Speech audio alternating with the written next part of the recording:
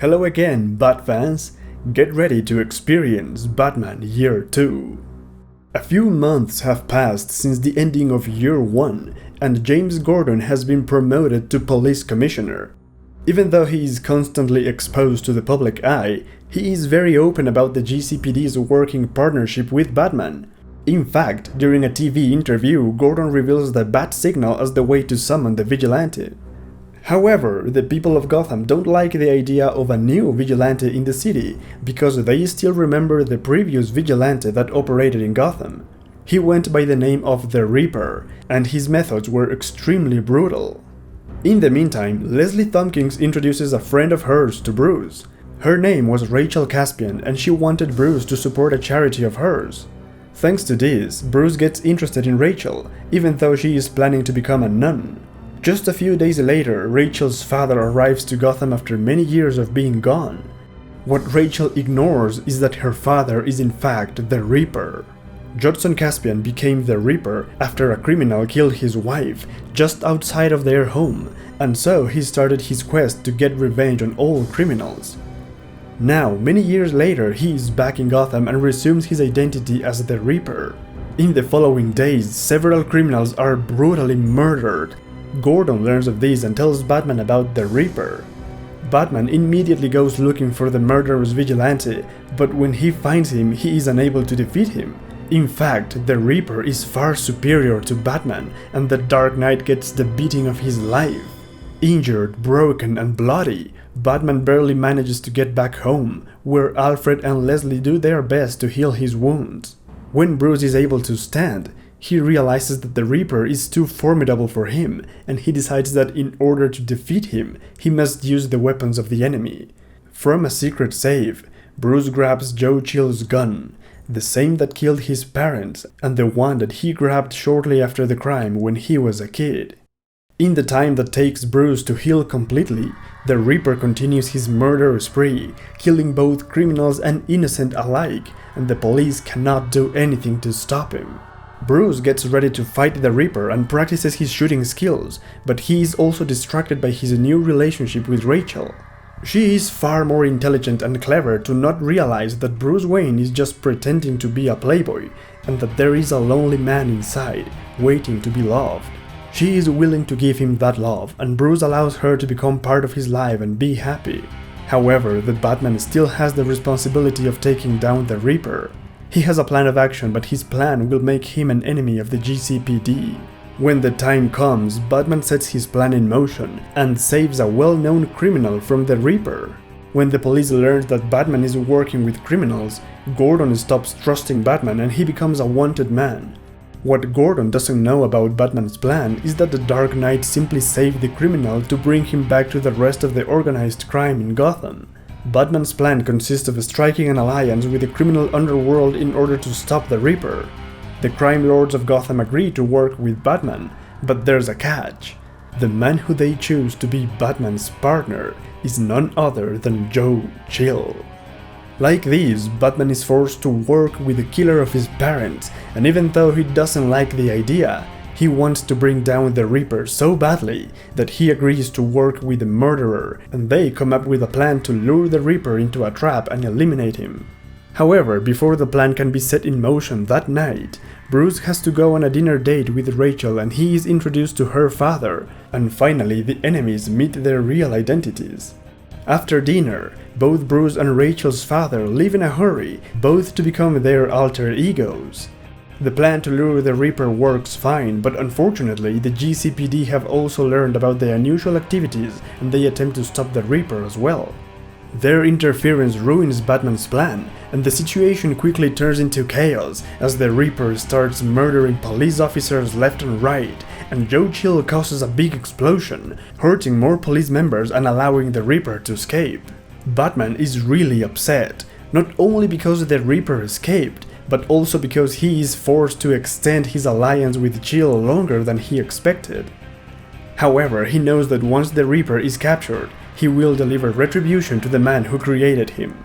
Ironically, the organized crime of Gotham also expects to eliminate Batman once the Reaper is done, and they hope Chill will do the honors. Unfortunately for them, the Reaper has learned the location of their hideout, and after listening to the criminal's plan, the Reaper sent an informant to tell the police about them.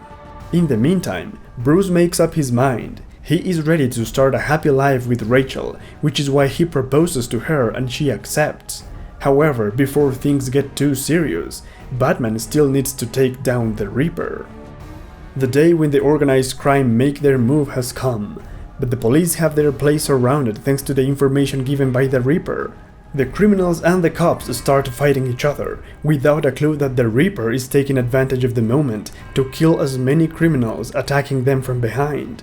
Batman arrives too late to the scene, and despite his best efforts, most of the organized crime has been brutally murdered by the Reaper. The only man who he manages to save is, of course, Joe Chill. Thanks to this action, Batman's reputation with the police is restored. In the meantime, Batman leaves Chill in a safe place, and as Bruce, he goes to tell Rachel that after that night, they can carry on with their engagement, as he would have no more unfinished businesses. Bruce is ready to retire as Batman once he kills Joe Chill. Just a few moments later, Batman takes Joe Chill to Crime Alley to refresh his memory. Chill doesn't remember the place or the event that Batman explains to him in detail. Chill tells Batman that he has no evidence of the crime, but it is then that Batman reveals his identity to Chill. The criminal tries to shoot at Batman, but Bruce disarms him and gets ready to shoot at him with his own gun. However, Bruce hesitates long enough to allow the Reaper to show up and blow Joe Chill's head to pieces with his firearms. Joe Chill is dead, and the Reaper knows Batman's secret identity. He challenges Bruce to fight in the construction site of the Wayne Foundation building to determine who the best vigilante in Gotham is. The time for the rematch comes, and Bruce is ready to tackle the enemy. Using Joe Chill's gun, Bruce disarms the Reaper and steals one of the sights from the killer, and he uses the weapon against him. Batman has learned to not fear the Reaper, and with all his might he defeats the killer, removing the skull mask.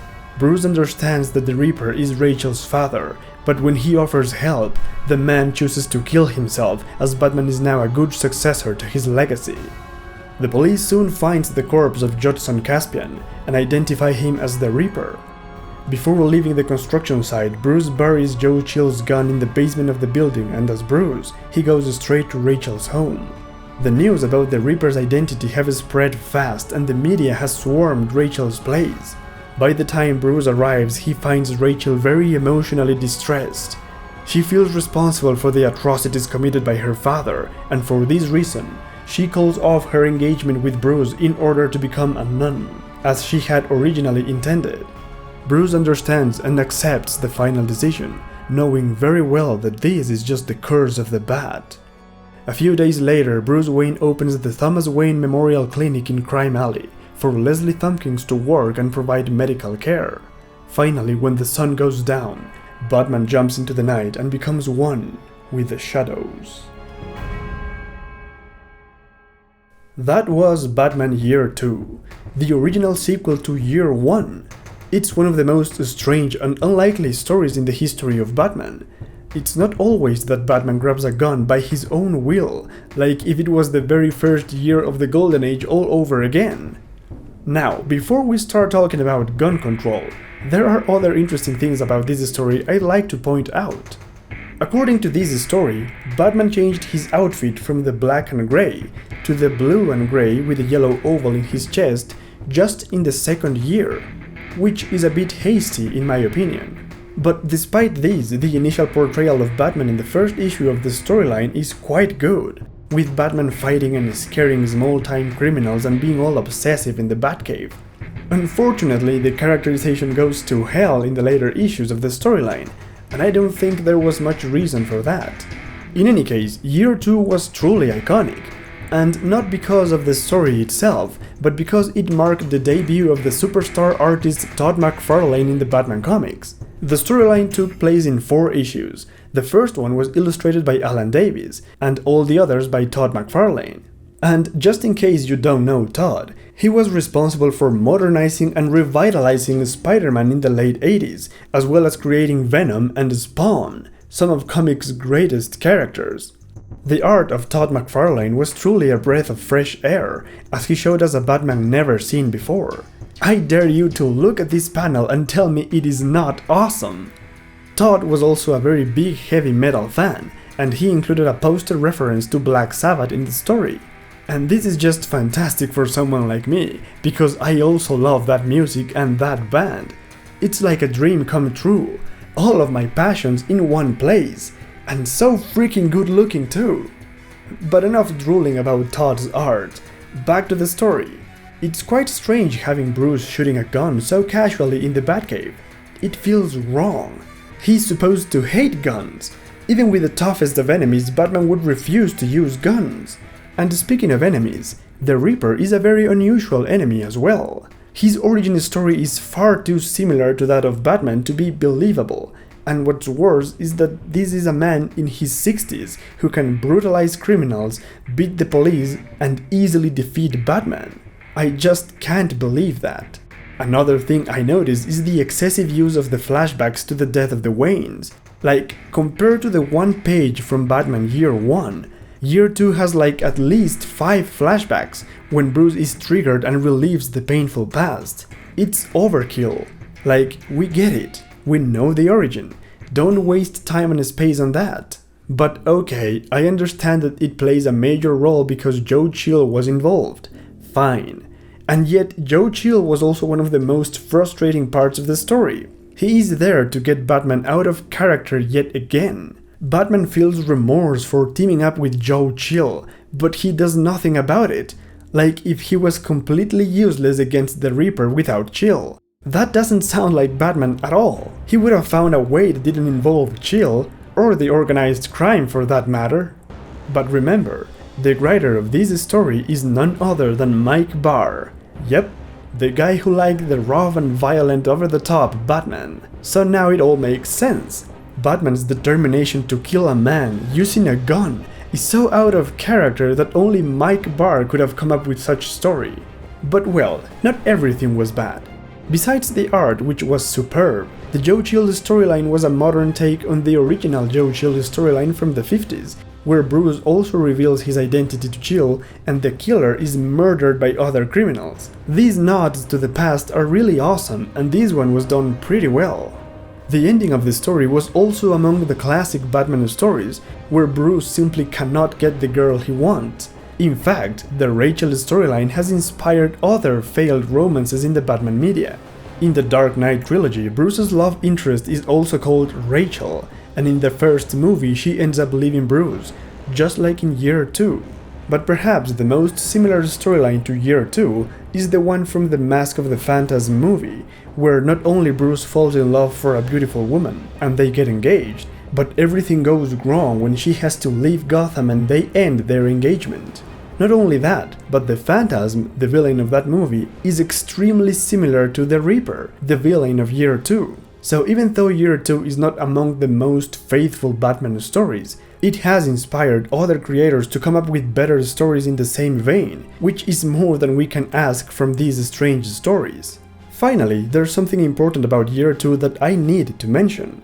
For a few years it was considered the official sequel to Year 1, but eventually Year 2 was erased from continuity by the mega event known as 0 Hour, and it was later replaced by other stories, most notable The Long Halloween, which I believe is far superior than Year 2. In any case, Year 2 is not as bad as it may look. The art is fantastic and makes up for some of the issues that the story itself has. Now get ready, because in the next episode we will check out the new origin story of Jason Todd. If you don't want to miss that, subscribe now and come back for more Batman videos. Until then, Godspeed, my friends.